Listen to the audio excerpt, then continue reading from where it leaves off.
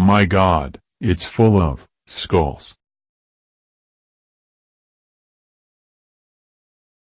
and cheese.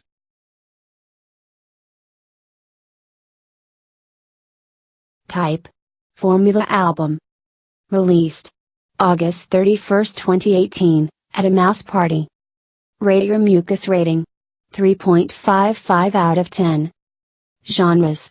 Cheesy growly metal, power metal. Descriptors. Fluffy, soft, skulls and cheese, regressive. I like their previous album. It isn't brilliant or anything, but makes for a solid listen, has several highlights, despite being dipped in cheese.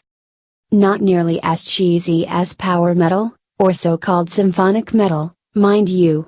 To illustrate this point better, if Judas Priest are up to their neck in cheese, and Dragon Farce are completely immersed in cheese, you can only see their snorkels above the yellow ocean surface, then Omnium are only up to their knees in cheese. In other words, while Dragon Farce are so deep inside it, that they could potentially be attacked by a cheese shark, Omnium are in no danger from any cheese sharks. The most they could fear is being bitten by a tiny cheese fish. Both stylistically and sound-wise, this new album is an almost identical replica of their 2016 release. Clearly this band has a formula, and they are happy to repeat it, over and over. They don't mind being predictable. But I could say that about 99% of all metal bands, when Omnium gather in a room. Get it? Omnium gather in a room. So when Omnium gather in a room to discuss an upcoming album, their leader probably says, "Hey, let's just repeat the same shtick again," and the rest of the band instantly nod their heads in agreement, with relief, because who can be bothered to create something different and original, right? And so their band meetings are extremely short and productive. An efficient cheese factory. Not artistically productive though. That's the snag. So if the previous album was solid, and this one is a copy-paste of it, what's wrong then? The difference is that there are almost no catchy tunes, this time around. Also, when the cheese flows, it does so with more brazenness, more cheek than before. It's as if the cheese grew more in confidence, in the meantime, hence reveals itself with less shame, less guilt. Kind of like a newbie prostitute who is getting out of her shell after a slow, shy start. I am not a pimp, just want to make that absolutely clear, right off the bat, because I know what filthy minds most of you have. Exploiting dumb women by getting them to bed nasty bald fat assholes, isn't anything I could do. Nor do I ever visit bordellos. Too expensive. Just so you don't think I'm virtue signaling, but I do watch Hollywood movies, which, as we all know, are to be taken literally and trusted implicitly. They are as reliable as episodes of Ancient Aliens, that is to say, they are almost like documentaries. Hollywood has taught me so many things about the oldest profession. Did cavemen really have cave whores they could visit? That I feel I am now ready to use this knowledge to enrich my shitty reviews with analogies about this oldest profession. If cavemen had cave whores, what did they pay them with?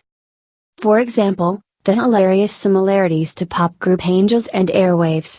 For those unfamiliar, A&A are a sort of American U2 with Blink 182 vocals. Simply because both bands share the same singer. No, I mean A&A and B182 have the same singer, not B182 and U2. A&A have several good songs, despite being generic overall, so it's not as if I am mocking OG, Omnium Gatherum, not original gangsta, you brainwashed Kanye-hugging, rap culture buffoons, for aping an awful band. It's just that it sounds so dumb. Check out the 4th minute of the 4th track, or the first part of the 6th song, and you'll see what I mean. Just like A&A goes metal. I guess I'll never get used to these melodic growly metal bands that use harsh growl vocals, over cheesy guitar tunes. It's tough to pull that shit off, without sounding silly. In that sense, OG are just like Eminem Arth.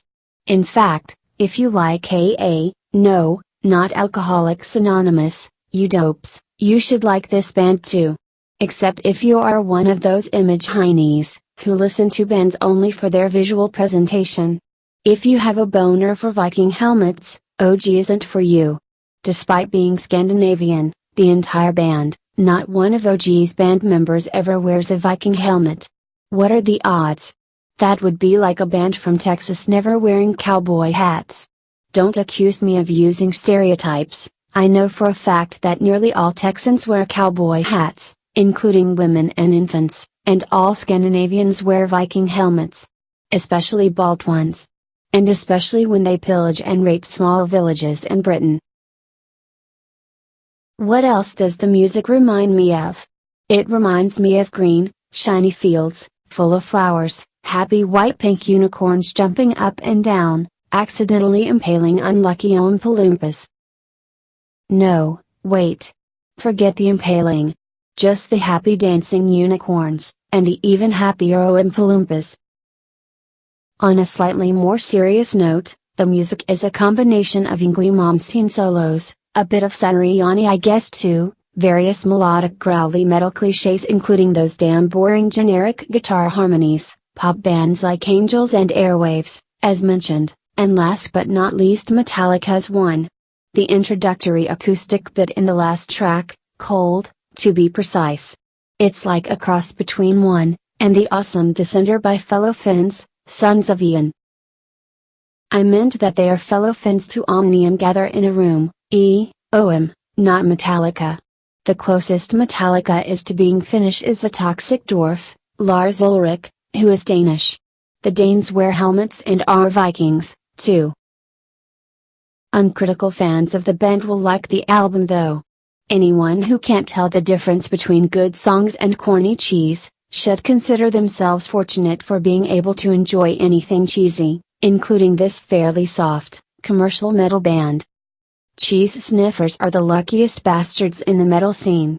They have so many bands and albums to choose from. To them, this must be the golden age of metal. Well, metal. 4 stars. Out of 10.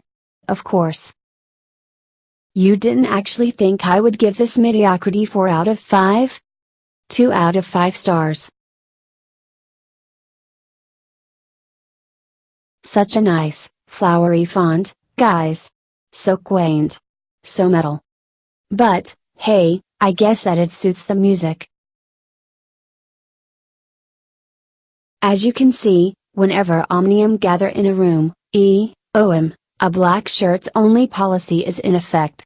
This rule is so strictly enforced, that if a band member arrives wearing a shirt that isn't as black as Satan's soul, he is sent back home to put on a proper black metal shirt. I mean, not a black metal shirt as in a mayhem shirt, but a black shirt that is metal. As metal as this commercial fluffy cheese. This strict black shirt policy is enforced outdoors, as well. This album is better. Listen to that one instead, kids. Oh, I know, you metal kiddies want to check out only music that is fresh and new, that is from 2018. Grow up. And anyway, 2016 was just around the corner. It was the year you still had your diapers changed.